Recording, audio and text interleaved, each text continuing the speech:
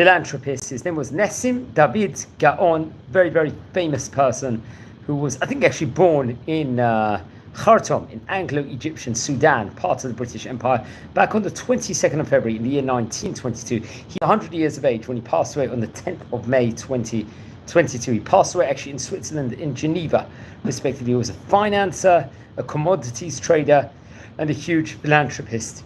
And I want to speak some words within regards to the famous philanthropist itself. He was a Sudan-born Swiss financer who founded a trading conglomerate known as Noga SA. Outside the business world, he was very, very prominent in Jewish affairs. He was the president of the World Sephardi Federation since 1971, so that was a very prominent role. He was also vice president of the World Jewish Congress, another very great accolade during his career, and chairman of the board of governors of the Ben Gurion University of the Negev in Israel. So this is very, very interesting. You can see he's got huge, diverse, let's just say, ways of having prominent positions, and he was very, very prominent philanthropist, and much can be said within regards to that. Let's explore through the highlights of his life. He was born actually in Sudan to Turkish Jews who had been transplanted to Spain and later moved to Egypt and then Sudan. He was married to a woman of the name Renee Taman. She was born in the year 1925, passed away in 2013. They would have three children. I think their names were Marguerite Herzog, David N. Gaon, and Daniel Cohen Gaon. Aside from the posts Gaon held in world Jewish organizations, he was also the founder of the Heichal HaNes synagogue in Geneva. Now, let's speak about that for a minute. A bit very prominent. I think it's an Orthodox synagogue located. It is an Orthodox synagogue located in the canton of Geneva in Switzerland, the largest synagogue in Geneva. And I think there was actually a fire at one stage in time, May the 24th, 2007, attributed to an arson attack, and was funded actually by Nessim Gaon. Much can be spoken about it. I think it's currently still active, and obviously it goes through the Sephardic prayer rite, let's just say this. So I think it can fit up to 1,200 people over there, and I think it was actually completed back in the year 1972. We're talking about 52 years ago from the time of recording. I can see actually a beautiful picture from where I am just situated at the moment. It's just looking online, and very much famous. I think there's also a website also connected to the place, also magnificent, let's just say, in of itself. And I think it's Rob Gabbai at the moment who is heading it, if I'm not mistaken. So that's very interesting. So he set this up over here. I think there's Torah classes every single week. There's Shabbat. There's different services, and so on and so forth. So I recommend everyone to look into that. Okay, so he would set that up. That was another thing. Okay, in trade, he began as a trader of burlap bags and crocodile and snake skins in Anglo-Egyptian Sudan before graduating to peanut and edible oils trades. When the British relinquished power in Sudan, subsequent increase in nationalism precipitated the exile of many members of the Jewish community in Khartoum. Mr. Gaon would emigrate to Switzerland in 1957 and became a Swiss citizen 6 years later.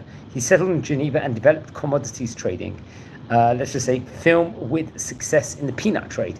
He also dabbled into property and tourism, building, I believe, the Noga Hilton Hotel in Geneva.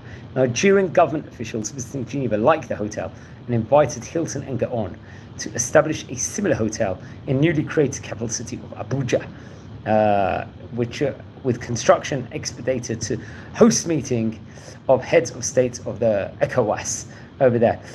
More can be said. I think Mr. Gaon, through his firms, Noga Commodities Overseas and Afro-Continental, were involved in rice, also edible oil, cement trade in Nigeria during the country's oil boom years in the 1970s. I think in the year 1979, he was importing 120,000 tons of rice to Nigeria. So he was really very much involved just all throughout. You can see various different trades and different sections within regards to that specific sphere itself. And I think beginning in 1991, Mr. Gaon developed a barter trading interest with the Soviet Union that ended in acrimony. Therefore, Mr. Gaon sought legal options to claim unpaid debts through maybe confiscations of Russian assets abroad. This was reported over, I think, from Stephen Lee Myers in 2005. Like, I think 17th of November, I think, article in the New York Times, if I'm not mistaken. Much more can be said within regards to him. He was a great philanthropist, and I think he served as president for many years of the World Sephardic Federation, which was a very, very prominent position. I think it's, to be honest, this is an organization which we can just say something about the federation in of itself, creates cultural ties between Sephardic Jewish communities around the world and strengthen their connection to the state of Israel. That is part of it, let's just say, in of itself. And much I recommend everyone to learn more within regards to it. It had many famous heads, many people connected to it. And I think the original members of the delegation from Palestine were the first chief rabbi, for example, Rabbi Ben Zion Chai Uziel.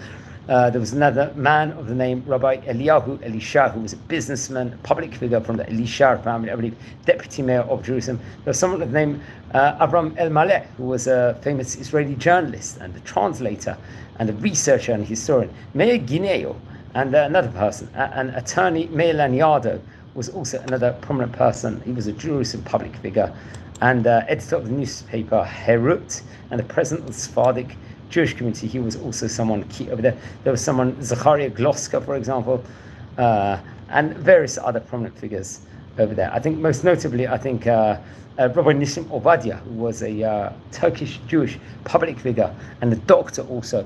But he lived between the years 1890 and 1942. I think he was a chief rabbi in America. In some way, he had a prominent position over there also.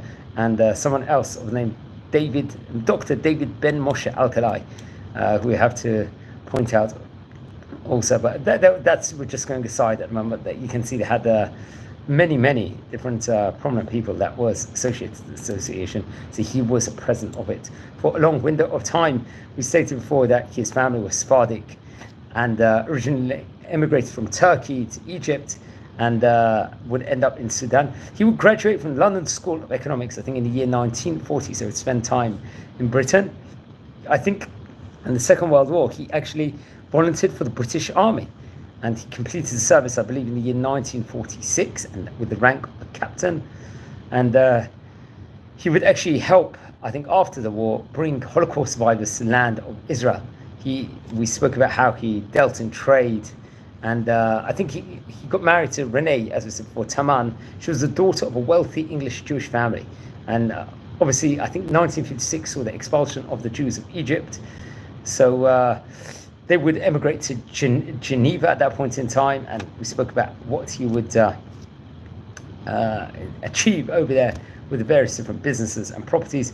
It's actually interesting, Nage Hilton in Geneva was designed by Israeli architects, including Yaakov Rechter, who was a famous architect there, and Mika Perry, also another one. I think he was also a fighter of the Haganah and the Palmach, if I'm not mistaken, also.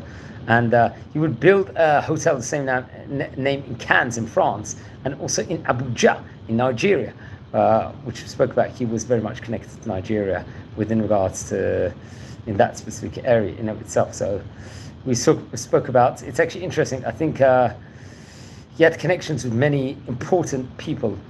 I think President Bill Clinton is reported over, and so on and so forth. They would be connecting. I don't know how close they were. We spoke about how he founded the Heichel Hands in Geneva, and was elected to the World Sephardic Federation over there. He served as vice president of World Jewish Congress, president of Jewish Appeal, also UJF, the United Jewish Fund, also. And really, he did a huge amount in the Sephardic Jewish community in Geneva with the restoration of another synagogue over there, the Sha'ar HaShamaya synagogue, I think, which is based in Cairo, if I'm not mistaken. This is a famous synagogue over there. Something actually we spoke about. We spoke about the various synagogues in Egypt in that stage in time. I think it's currently one of the main rabbis of this synagogue happened to be the famous chief rabbi, Rabbi Chaim Nachum Effendi, who was a very famous rabbi. He passed away himself in the year 1960, but he had a huge part over there. I think it was established in the year 1908, and much more can be learned within regards to that. I recommend everyone to look into. Okay, so he would do huge amounts of activities in Eretz Israel. He pledged, I think in the year 1973, to donate $500,000 to a specific teaching institution of the Yeshiva Torah V'Hora'ah, which I think in the Yad Eliyahu neighborhood in Tel Aviv. And I think it's connected very much to Rabbi Eliyahu Shrim, another great rabbi we've spoken about beforehand, Rosh Yeshiva, the founder of Torah V'Hora'ah, and various rabbis of Yeshiva Porat Yosef, respectively. It's a famous yeshiva which we've actually spoken about. They had many great rabbis connected to yeshiva, including Rabbi Avraham Yosef, who's a rabbi of the city of Holon, respectively. Also Rabbi Yaakov Zamir, very famous rabbi, I think Dayan in Israel, and had various prominent roles in Jerusalem, part of the Jewish court structure. It was Ab Din. Another one, Rabbi Yosef Hedna, for example, was a graduate there. Also Rabbi Nessim Ben Shimon, another famous rabbi who was famous rabbi, head of Jewish court, one of the great rabbis of Tel Aviv and of the neighborhood called the Kfar Shalem, respectively. And Yosef Shashua, also another great rabbi. These are rabbis, the caliber we see from this specific yeshiva, and he very much helped getting on the way and donating a vast sum of money over there. And they donated, I think, to various other places. I think they built the Gaon Stadium football in Jaffa, which would seat 4,000 people, respectively. Home field for Maccabi thing, and was very much. I think he would visit Israel on various occasions, and for example, 600-seat sports hall was inaugurated, I think in the area called Dimona, with his help.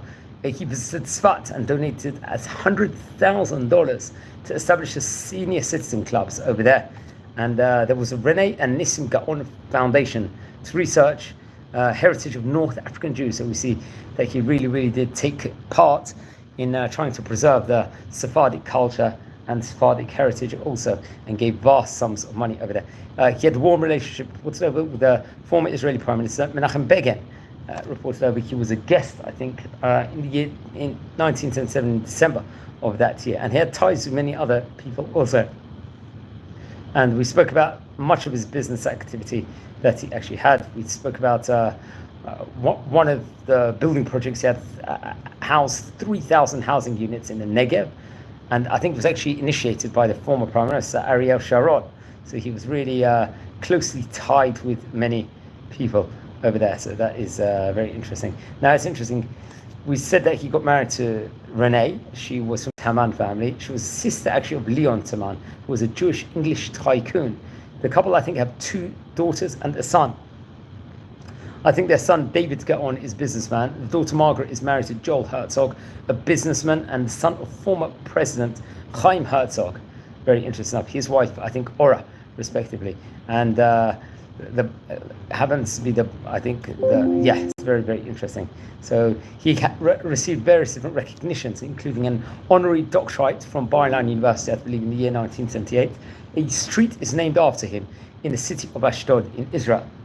Also, so that is another interesting tidbit. And we see a vast amount in his life, a huge amount. I think even like the United Nations mourned after he passed away. They saw the greatness of how what he actually contributed to humanity and to so many different countries was absolutely second to none. One of the famous philanthropists of his time, really a great man that really tried to preserve Sephardic culture, Sephardic bonds to Eretz Israel, and connecting the Sephardic community to a strong level of Torah. And that is very interesting. He was obviously a brilliant person. Also, I think he actually helped the Ashkenazi and Sephardi communities also in Geneva. He helped create the city's Jewish school, which is now known as a Bet Yosef Girsa, I believe, playing a formative role in strengthening the city's Jewish life and institutions. So he did a huge amount over there, and absolute, just a huge amount. So I can't say so much more about that. I researched much more about him, and I believe he passed away back in only about 3 years ago here from the time of recording. So please don't learn more about him and educate other people. He was 100 years of age at the time he passed away. I believe he was buried at Jewish cemetery of Be'er, if I'm not mistaken. Also, so that's very interesting. So wishing all well. Special edition over here. Mr. Nessim Gaon, one of the famous Jewish philanthropists in Jewish history, a Swiss businessman and a very extremely successful man. Wishing you all a good day. Please subscribe to the channel. We are already on nearly as many as 7,000 subscribers on this channel, which is a phenomenal achievement. If you feel anyone is interested in watching any of these videos, please share these videos also to other people also, so that they can join the community and learn more just in general about the great rabbis of yesteryear, the great philanthropists of yesteryear, and there's so much that we can learn from them. And we have a lot of content on this channel, and we record a huge, ample amount of videos every single day, which I think is very, very important for everyone. So wishing you well, and thanks for watching.